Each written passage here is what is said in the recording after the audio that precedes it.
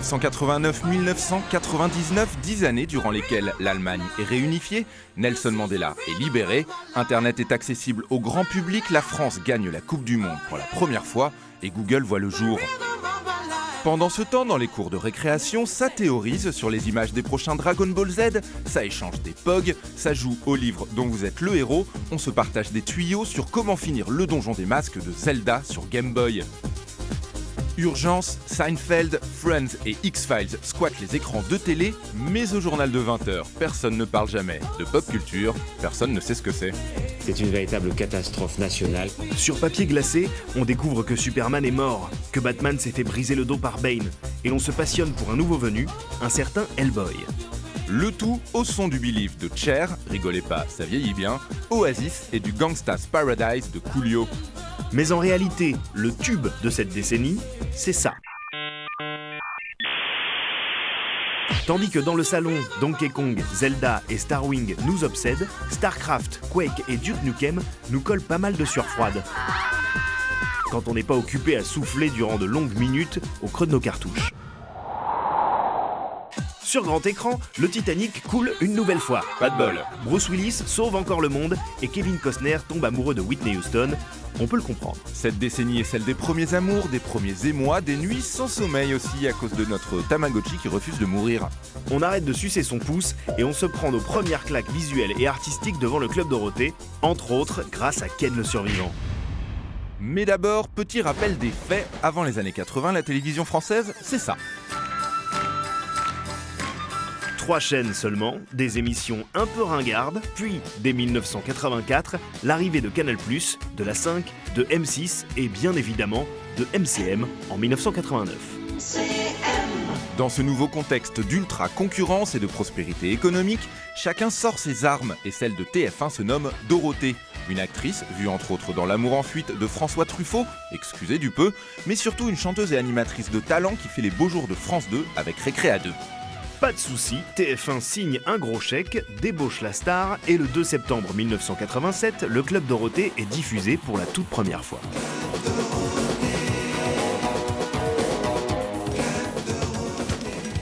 Un programme immensément culte et extraordinairement populaire, près d'un foyer sur deux regardait l'émission certains jours, et les mangas y occupent une place de choix. Les Chevaliers du Zodiaque, Olivier Tom, Nicky Larson, Ken le Survivant retournent le cerveau de nos chères têtes blondes. Le Club Dorothée a permis à toute une génération d'avoir un pied d'entrée justement dans l'animation japonaise et du coup dans l'univers du manga. C'était pas cher, il y en avait beaucoup et ça plaisait aux enfants. Le Club Dorothée a monté quasiment tout son modèle sur ça. Chevaliers du Zodiaque s'en vont toujours à l'attaque en chantant une chanson bien haut. Saint Seiya, pourquoi ça a cartonné? Parce que le merchandising pouvait suivre, parce qu'on pouvait monter des armures sur des petites figurines et avoir des chevaliers à la maison. Et ça, les gens kiffaient trop. En plus, il y avait une forme d'identification de par le signe astrologique que l'on pouvait avoir avec les chevaliers qui étaient présents ici. Ça marchait super bien. J'étais poisson, j'étais dégoûté dans la cour de récré, tu vois. Et mes amis sagittaires faisaient les beaux gosses. C'est comme ça que ça fonctionnait. Et c'est comme ça que ça fonctionne même encore aujourd'hui. On a gardé cette, on va dire, ce reste en nous. I am the Dragon Shenron.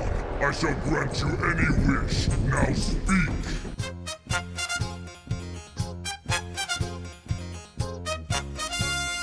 Dragon Ball, c'est un bouleversement total dans la pop culture. Je dirais pas que c'est au même niveau que Lord of the Rings, Star Wars, mais c'est quasiment à ce niveau-là. Le génie, finalement, de Toriyama, c'est d'avoir un design très simple qui s'adapte partout, sur toutes les régions du globe et qui lui permet de dessiner énormément de protagonistes. Et ça a beaucoup plu aux gens.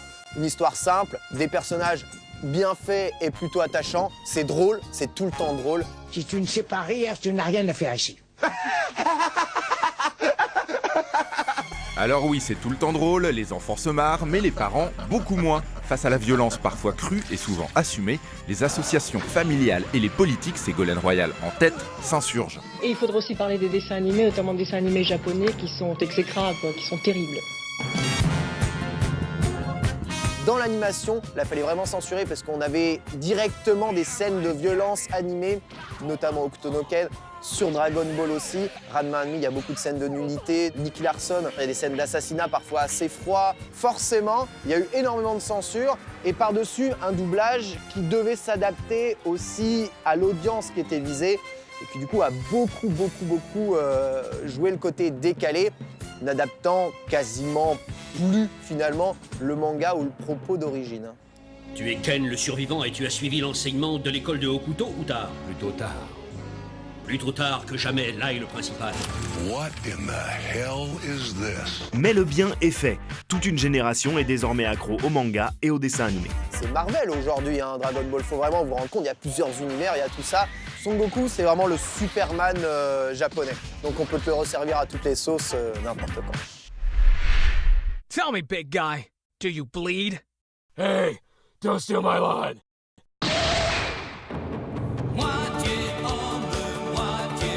L'un de nos héros de cette époque porte un prénom, Bernard, un nom, Minet, et un visage apparu dans certains des clips les plus cool de l'époque. Et ce qui est incroyable, c'est que ça reste encore aujourd'hui. Et je pense que des noms comme ça, je pense que facilement, on peut dire que dans 30, 50 ans, on nommera encore Dragon Ball Z, les Chevaliers du Zodiac, c'est certain, voilà, c'est l'histoire. Et il y avait Jacques Pessis, un grand journaliste, qui a dit une belle phrase un jour, il a dit « C'est plus de la nostalgie, c'est de l'histoire ». Au revoir les amis, bonne chance. On travaillera dur, je te le promets, tu seras fier de nous. Au revoir.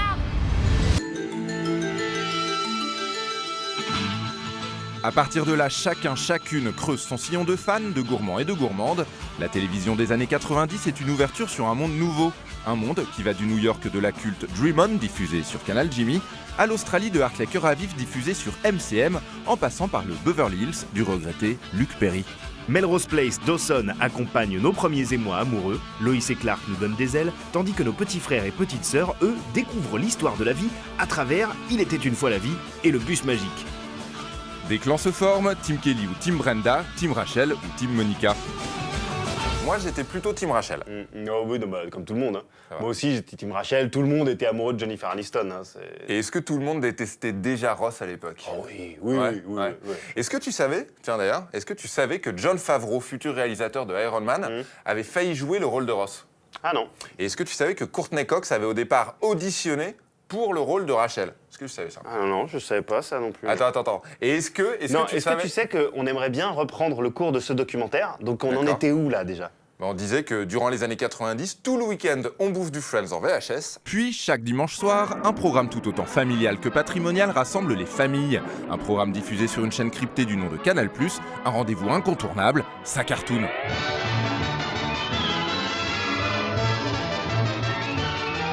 Le légendaire Philippe Dana est ici aux commandes, il se souvient très bien. Mesdames, messieurs, petits-enfants, je vous demande de lâcher maintenant vos télécommandes pour applaudir Bugs Bunny. À l'époque, moi je ne me rendais pas du tout compte de l'impact que ça pouvait avoir. Donc je m'en rendais compte quand j'allais faire mes courses le dimanche à l'hypermarché du coin. Parce qu'effectivement, je me rendais bien compte que c'était très regardé. Au plus fort de la grande épopée de Canal+, on devait être à 1,5 million, 2 millions de spectateurs par dimanche, ce qui était beaucoup pour une chaîne qui était essentiellement cryptée. Et vraiment, ce qui m'a frappé tout de suite, c'est le côté familial de l'histoire. C'est-à-dire que c'est pas tellement les enfants qui m'en parlaient, c'était vraiment les parents. Et pour beaucoup d'entre eux, ils étaient nourris, eux aussi, à ces cartoons américains, à la cinéphilie qui les accompagne, etc., etc.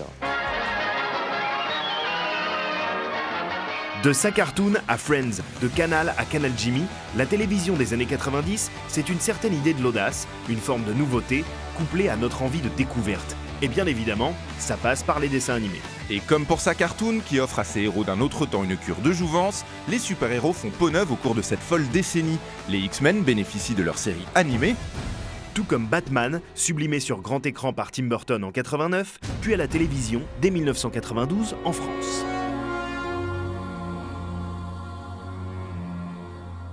Créées par Bruce Timm et Paul Dini, ces 2 saisons de 85 épisodes marquent durablement leur époque. Le succès est tout autant public que critique, l'animation et l'écriture sont fouillées, belles, riches, les adultes se délectent de la présence de Mark Hamill et Paul Williams au casting, tandis que les plus jeunes découvrent un univers visuel plus sombre et sérieux que d'ordinaire.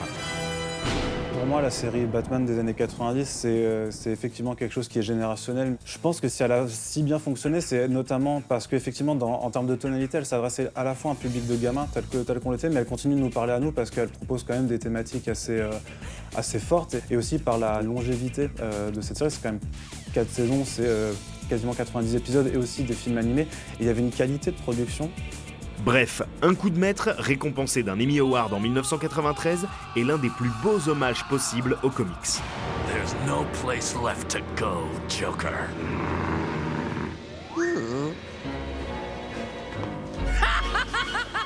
D'ailleurs, Batman ne vaudra pas à Bruce Timm et Paul Dini qu'un Emmy Award. Le duo rafle également en 1994 un Eisner Award, récompense ultime dans l'industrie du comic book. Leur œuvre, Mad Love, une histoire inédite de Batman, avec au centre de l'attention la relation entre Harley Quinn et le Joker. Le ton cartoonesque et décalé de Mad Love détonne avec l'atmosphère générale des comic books des années 90.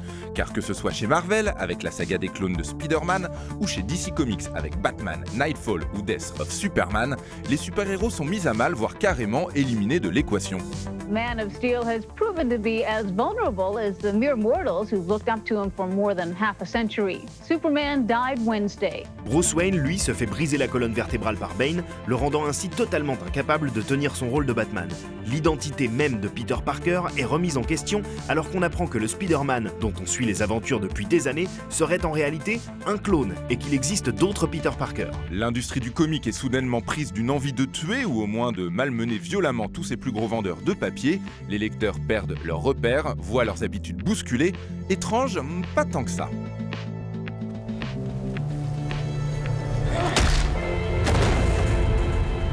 Le but de ces effets d'annonce est évidemment de vendre du comics en attirant le chaland avec des chamboulements majeurs, quitte à reléguer la qualité de l'écriture au second plan. Déjà, à l'époque, on cherche à créer de l'objet collector, à sortir des numéros que tous les fans voudront avoir et que les spéculateurs achèteront par cartons entiers afin de les revendre à prix d'or des années plus tard. Et visiblement ça fonctionne puisque le numéro de la mort de Superman s'écoule à 6 millions de copies, devenant le comic book le plus vendu de l'année 92. What a lucky man I was.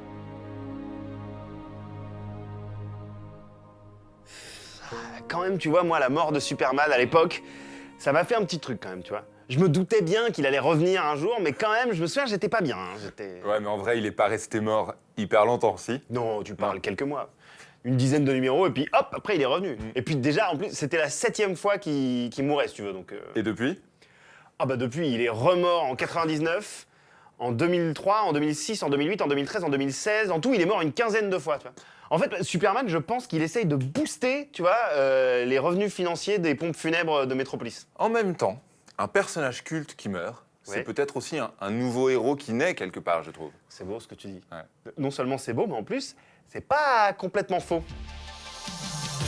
Alors que les héros se meurent, la nouvelle superstar du comic book mainstream est un mort-vivant. Un être dont les super-pouvoirs lui ont été confiés par un seigneur des enfers. Ce personnage, c'est Spawn, démon rédempteur malgré lui, qui, tout en étant un pur produit des codes super-héroïques des 80s, va participer à l'essor du comic book indépendant. Début des années 90, très honnêtement, on est dans une période où même musicalement des genres émergent, le genre grunge et autres n'est pas loin derrière, et on a fini un petit peu d'écouter la musique gentillette à papa, quoi. Et en termes de comics, c'est pareil, quoi. Les super-héros traditionnels, Marvel ou DC, ils ont eu beau vouloir devenir un petit peu plus violents, un petit peu plus réaliste dans la violence abordée visuellement. Spawn, lui, fait éclater toutes ces barrières-là et on passe à un autre niveau de lecture et de violence explicitement graphique. D'accord ? Et ça n'était jamais vu. What the hell are you?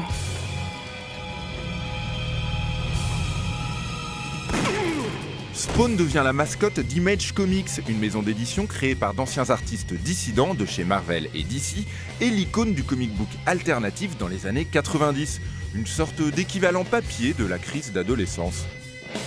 À la suite de Batman, qui à l'époque restait un personnage un petit peu sage, entre guillemets, McFarlane lui-même, le créateur de Spawn, le résume assez bien. Si on poussait le réalisme un petit peu plus loin, Batman s'arrêterait très vite, parce que la réalité voudrait que Batman prenne un flingue, tire une balle dans la tête du Joker et circuler, il n'y a plus rien à voir. D'accord ?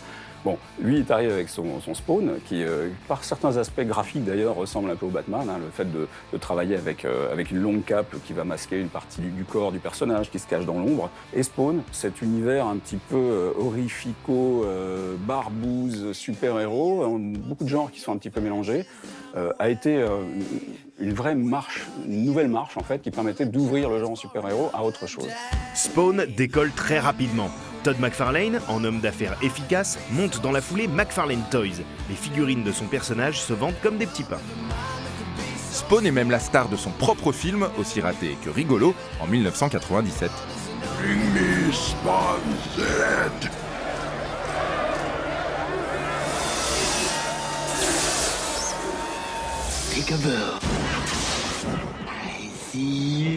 En 1996, il y a de fortes chances pour que la cour de votre collège se divise en deux parties.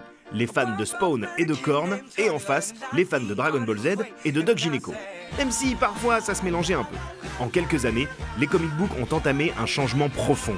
Une mue vers plus de diversité qui prendra tout son essor la décennie suivante.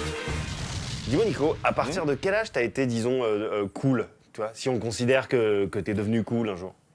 Quand j'ai eu ma Game Boy. Quand j'ai eu ma Game Boy. Ah, quand même. Quand même, t'as eu une Game Boy, quoi. Et tu jouais à quoi? Zelda, Tetris, Super Mario? Un Indien dans la ville. J'avais le jeu. Je l'ai toujours. Bah écoute, mec, hein, chacun sa route, chacun son chemin. Tu traces le tien et tout roule. Alors, comment ça s'allume déjà? Ah, c'est pas vrai, il y a de la batterie. Ouais, faites ce que vous voulez, moi je... Ouais, elle bug. Oh putain, tu verras le bug. Noël 1990, c'est là que tout commence pour des centaines de milliers de kids français. Car si quelques années plus tôt, les plus vieux ou les plus chanceux avaient déjà reçu la NES, première console de salon Nintendo, c'est avec la Game Boy que les enfants de foyers de classe moyenne entrent en contact avec le monde merveilleux du jeu vidéo. La première fois que j'en ai vu une, en fait, c'était à l'école primaire. On avait un copain japonais, il s'appelait Yoriko Sakai, je me rappelle. Nous, on était encore au niveau Game & Watch, et lui, il se ramène avec une Game Boy. Et à l'époque, en France, on n'en avait jamais vu, donc là, c'était le futur, quoi. La Game Boy faisait envie, faisait des jaloux, faisait rêver. C'est dans les écoles que s'échangent les astuces pour avancer dans Mystic Quest. On se prête les jeux qu'on a terminés, qu'on feuillette les pages de Player One en bavant devant les photos des futurs hits venus du Japon. Paradoxalement, c'est le retard technique de la Game Boy qui fera son succès. 4 piles, un écran monochrome, pas de rétroéclairage, une qualité technologique fort discutable. Hein. Elle sort en 89, elle est déjà vieille, hein. Il faut quand même le dire, c'est une vieille console. Sauf que ce retard technologique lui donne un train d'avance. Effectivement, les concurrents n'arrivent pas au niveau autonomie à tenir 4 piles et plusieurs heures de jeu. C'est pas possible. Or, c'est bien le but d'une console portable, c'est d'emmener les jeux avec soi et de les montrer dans la cour d'école ou ailleurs. Et ce retard technologique va leur donner un coup d'avance. Les concurrents vont être réduits à néant. Retard technique ou pas, la Game Boy accueille des centaines de jeux dont certains marquent durablement les joueurs. Aujourd'hui, toutes plateformes confondues, on estime que la franchise Tetris a vendu plus de 170 millions de copies. Le jeu politique génialissime, c'est Tetris. Enfin, aujourd'hui, on sait qu'il est politique, parce que c'était un jeu soviétique qui a galéré pour sortir, sous couvert, en plus, d'anonymat d'Alexis Pajitnov, qui était son créateur, mais comme c'était aussi un scientifique moscovite, c'était un peu galère. La petite brique grise de Nintendo a complètement changé la donne. L'école du gameplay, léché, soigné, pour tous, à la Nintendo, ce qu'on appelle l'école Nintendo, bah, ça pouvait se répandre dans les cours d'école. Et c'est bien répandre dans les cours d'école. Zelda Link's Awakening, Wario Land, DuckTales, les classiques s'enchaînent jusqu'à un beau jour de 1999 où débarque un phénomène qui a déjà envahi le Japon depuis 1996. Hey, je t'emmène quelque part, petit gars? C'est ça, c'est ça. Dans les années 90, les gamins s'éclatent et le temps passe vite, très vite. L'industrie du jeu vidéo évolue rapidement. Alors que la NES et la Master System se font vieilles, débarque la Mega Drive en 1990, puis la Super Nintendo, la console de l'été 1992. Now you're playing with power, superpower. C'est le déclenchement d'un des plus virulents face-à-face des années 90, Nintendo contre Sega, la guerre des consoles.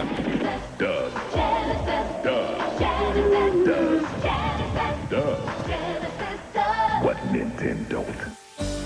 La guerre des consoles tiendra les amateurs en haleine jusqu'à l'arrivée de la PlayStation de Sony, qui redistribue les cartes en 1995.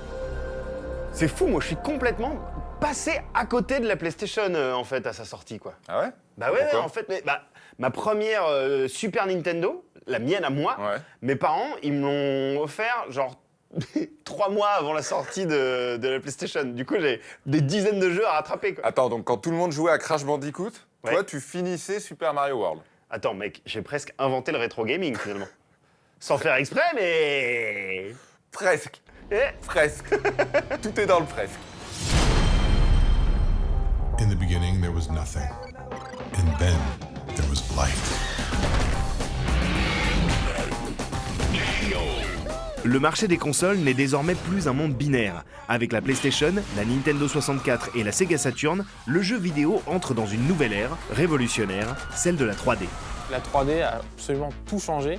Je ne retiendrai pas forcément un jeu en particulier, c'est vraiment plus la techno 3D qui pour moi a révolutionné le jeu vidéo, que la partie interaction entre le joueur et l'environnement a été décuplée avec l'arrivée de la 3D. Et avant c'était assez linéaire, c'était surtout des jeux de plateforme, c'était plus des jeux de réflexe, des jeux d'adresse, pour le coup il fallait être bon. La 3D, au-delà d'être bon, elle te demande d'être intelligent et d'aller fouiller, d'être curieux, de te déplacer, de comprendre aussi comment évolue l'environnement qui est autour de toi, alors que la 2D est assez simpliste par rapport à ça. À ce niveau-là, la 3D, je pense qu'elle a permis aussi aux joueurs de se rendre compte qu'ils n'étaient pas juste une interface. Ils avaient un rôle à jouer dans l'histoire et que, mine de rien, c'était un petit peu aussi eux qui décidaient la façon dont leur personnage allait évoluer. Et ça a changé beaucoup de choses. Aujourd'hui encore, la grande guerre entre Sega et Nintendo ne cesse de fasciner. Après les échecs commerciaux de la Saturn et de la Dreamcast, Sega cesse la production de consoles. C'est la fin d'une ère d'innocence et la fin des 90s gaming. C'est un peu l'extinction d'un dinosaure du jeu vidéo. Oh là là, mais c'est pas possible ce mec. Toi, quel que soit le sujet, tu vas quand même réussir à caler un truc sur les dinosaures quoi. Bah ouais, toujours. Mais comment tu fais si tu fais une émission de cuisine par exemple? Bah dans Jurassic Park, il y a une super scène de cuisine. Ouais, une scène culte. Une scène d'ailleurs tournée le jour de l'anniversaire de l'acteur qui joue Tim. Un acteur qui a bien grandi puisqu'il est l'interprète de John Deacon, le bassiste de Queen, dans le biopic Bohemian Rhapsody. Mais oui, c'est lui. Tout le monde s'en fout. Ah bah, pas Joseph Mazzello. C'est qui, Joseph Mazzello, Nico? Bah c'est Tim. Enfin, c'est John. Le garçon dans la cuisine. Avec la louche, là. Oui, d'accord, j'ai compris. On peut continuer le documentaire ou... Voilà. Je voulais que les gens se disent que pour la première fois, ils étaient face à des dinosaures. Pas Godzilla, pas des monstres, mais de vrais dinosaures. Ainsi parle Steven Spielberg dans le making-of du film disponible à l'époque sur l'édition VHS de Jurassic Park. Une aventure, celle des effets spéciaux des années 90, dont il fut l'un des plus grands acteurs.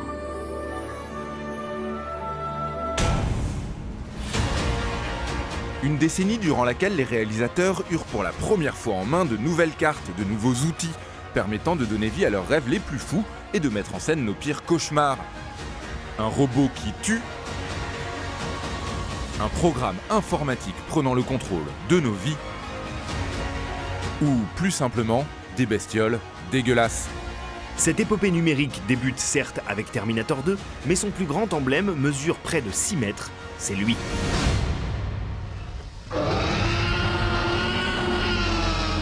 Mais comment en sommes-nous arrivés là? En 1985, dans une production Steven Spielberg intitulée « Le secret de la pyramide, la première aventure de Sherlock Holmes », le réalisateur Barry Levinson mettait en scène un personnage de chevalier intégralement créé par ordinateur. Il s'agit là du tout premier personnage de film entièrement réalisé en images de synthèse, le tout premier de l'histoire du 7e art. Au fil des années, la technologie évolue autant que l'imagination se débride. Pour preuve, alors que James Cameron s'apprête enfin à livrer une suite très attendue à Terminator, Spielberg entame la production de Jurassic Park. 2 chefs-d'œuvre, 2 classiques, 2 pas de géant en termes d'animation. Pour Jurassic Park en 1993, Denis Muren, créateur d'effets spéciaux ayant œuvré sur Star Wars et E.T., excusez du peu, pousse les machines encore un cran plus loin que les autres. Ce qu'il va proposer à Spielberg est tout simplement un exploit. Les dinosaures taille réelle, de la tête aux pieds, pourront exister sur ordinateur en CGI. Welcome to Jurassic Park.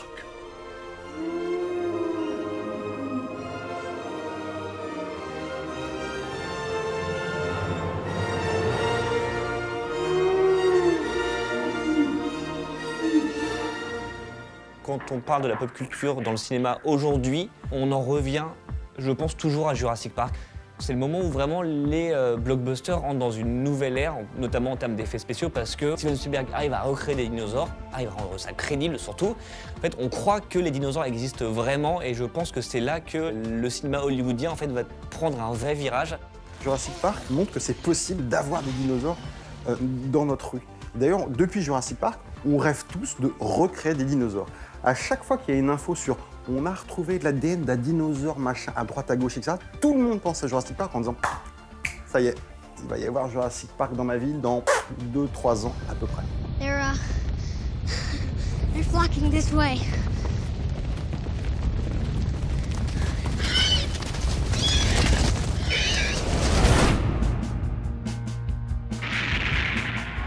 Que de chemin parcouru depuis la précédente grande révolution visuelle, celle des années 70 de Star Wars et de Superman. Frank Miller, artiste visionnaire et créateur d'images légendaires, tant dans ses comics qu'au travers de ses adaptations qu'il suit de très près, admire ses progrès technologiques tout en faisant preuve d'un brin de nostalgie. You might remember back, well, you're too young to remember, but if you look back on the first Superman movie, its big slogan was, "You'll believe a man can fly." Meaning that the big thing they were promising was that you'll actually believe a guy can jump off the ground and stay up, which nobody thought you could pull off in a movie. And it was a big deal when he finally took off. It was halfway through the movie. Easy, miss. I've got you. You've got me! Who's got you? Everybody gasped. Now you'll see that before the credits start.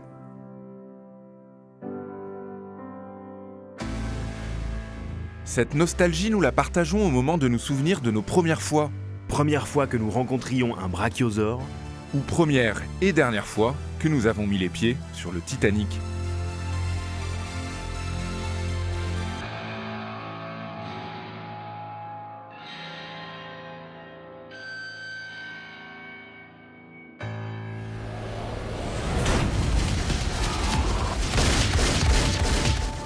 Mais si les révolutions numériques offrent des spectacles gigantesques, massifs, plus grands que nous, elles peuvent également se mettre au service de l'humain. J'ai le sentiment qu'il y a eu comme une double révolution avec Matrix. Une révolution visuelle déjà en termes d'effets spéciaux parce qu'il y a eu des effets spéciaux assez novateurs. Il y a eu même les techniques de combat qui ont été importées de Hong Kong, même si voilà, ça existait depuis des décennies, sauf qu'à Hollywood, ils n'avaient pas l'air de connaître ça. Donc il y a eu déjà le côté visuel et aussi le côté des effets spéciaux qui renvoyaient aux humains. Avant, quand on créait des dinosaures, c'était quelque chose de surnaturel. Là, c'était des humains qui faisaient des choses qu'on pensait impossibles.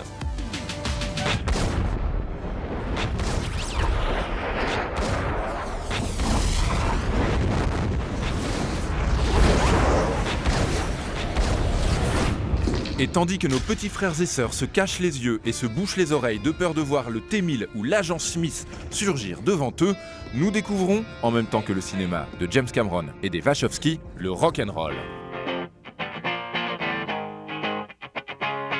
La décennie 90s démarre de la plus belle des manières, avec le deuxième album de Nirvana, Nevermind, et l'explosion d'un sous-genre, le grunge.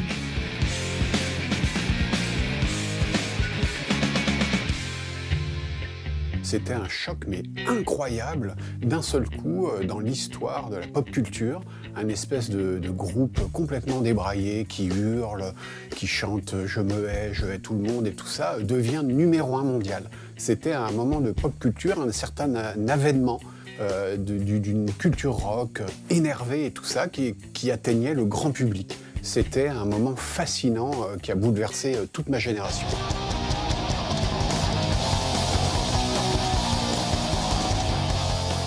des vauriens de Seattle deviennent numéro 1 devant tous les mastodontes, tous les Madonna et tout ça, et personne n'a compris qu'est-ce qui s'est passé. L'esprit punk prenait le pouvoir. Porté par plusieurs singles fédérateurs et des clips diffusés en boucle sur MCM, qui, avant d'être la chaîne de la pop culture, était LA chaîne musicale, Nevermind est l'un des plus grands disques de cette décennie, écoulé aujourd'hui à plus de 30 millions d'exemplaires. Il devient alors un modèle à surpasser pour, entre autres, les Smashing Pumpkins avec leur hit Bullet with Butterfly Wings, dernier clip dans lequel le chanteur Billy Corgan a des cheveux.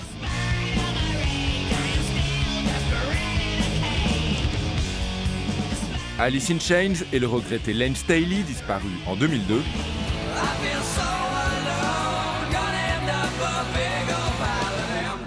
Pearl Jam, toujours en activité, et auteur de pas moins de 10 albums.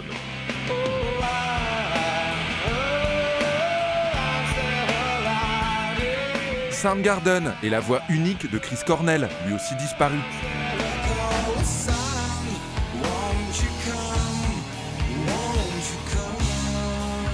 Leur succès, ils le rêvent aussi grand que celui de Nirvana, et ils le doivent, au moins en partie, à Kurt Cobain et à ce mouvement grunge qui bouleversa nos vies.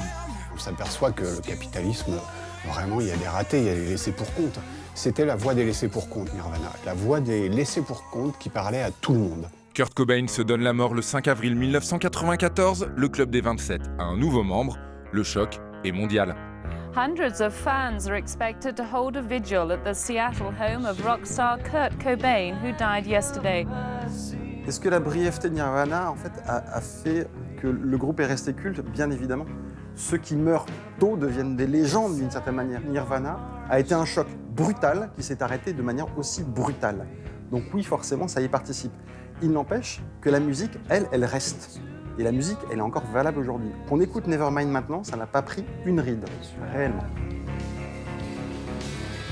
Un vide se crée, mais l'industrie du disque déteste le vide et quelques mois plus tard, l'espoir renaît. La raison de vivre de la pop culture, c'est de se renouveler. Et elle se renouvelle tout le temps, tout le temps, tout le temps. Et de plus en plus vite. Tous les jours, il y a un truc nouveau qui va chasser l'autre.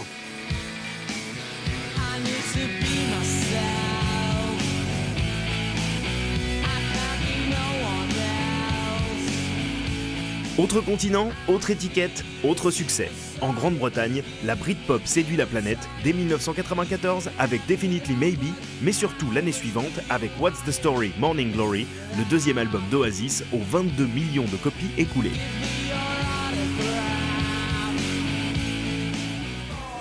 Le grunge était nihiliste, la Britpop de Blur, Pulp et autres supergrasses se veut fédératrice. Sur le papier, au-delà des guitares, peu de points communs, et pourtant tous deux, en plus de rythmer leur époque, sont des marqueurs. Marqueurs politiques d'une part, le grunge est né en réaction aux années Reagan et Bush père, la Britpop, elle, est une réponse à l'austérité des années Thatcher. Un marqueur esthétique, enfin surtout le grunge et ses chemises à carreaux, mais surtout marqueur générationnel et culturel, tous deux engendrant quantité d'héritiers et d'ersatz. Chez les Américains, le grunge a donné naissance, bien malgré lui, au new metal.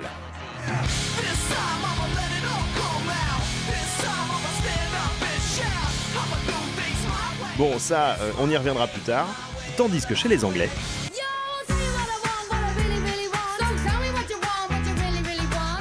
Les Spice Girls prônent le girl power, préfigure Lady Gaga. Oh mais coucou les filles! Bonjour, on est les Spice Girls. Vous regardez MCM. Tandis que Take That engendre des enfants un peu moches. Bonne nouvelle cependant, ni les 2B3, ni J-Squad, ni Alliage ne sont au programme des années 2000.